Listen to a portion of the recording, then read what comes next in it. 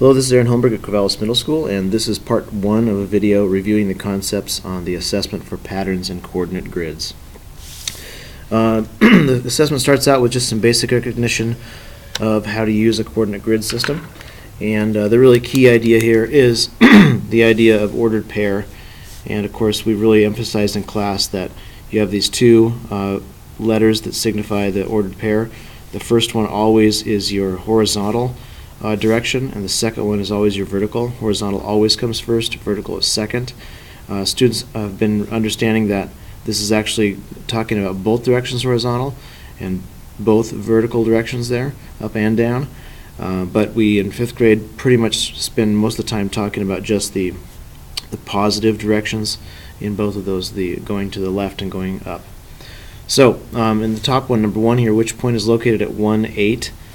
You would go over 1 and up 8, so the answer is N.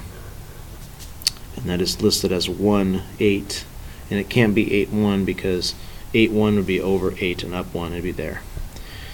What is the ordered pair for point K? Well, point K you come across to 6 and you don't go up at all, so it's 6, 0, which is your second item choice right there. Excuse me, not showing that. What is the vertical distance between points U and K? That you could have a horizontal distance here, by the way, but this says vertical distance between U and K. So U and K are right here, and vertical distance would be this idea that if you come across, you're looking at how far are these apart vertically up here.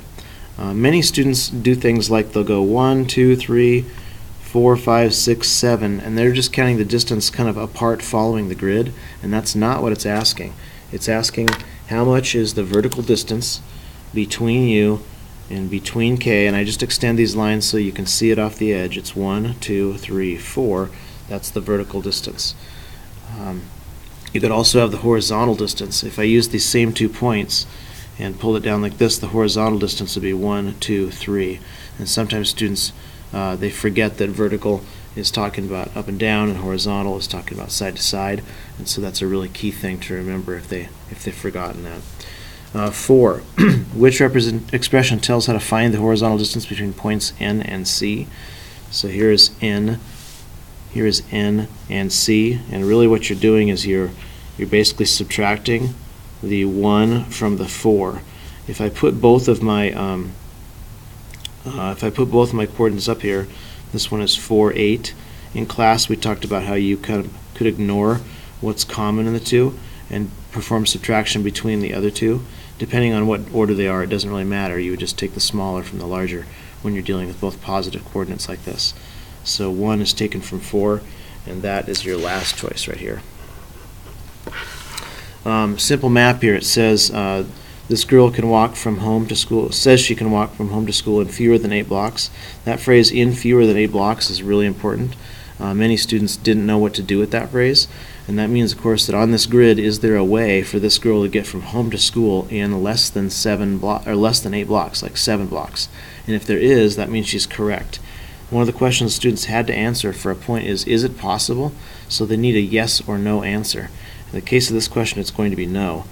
And then explaining, they just needed to say something that sounds kind of like this.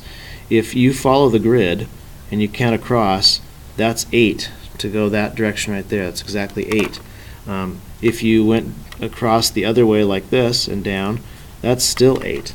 But then the thing we studied in class is it doesn't really matter. You could go any way across this grid and it's always going to be 8 units. So that's the sort of thing that could be written. It's always going to be 8 no matter how you do it. No, every route will always be 8 blocks. So those are the 2 things they needed. They need to say, is it possible, and they need to explain.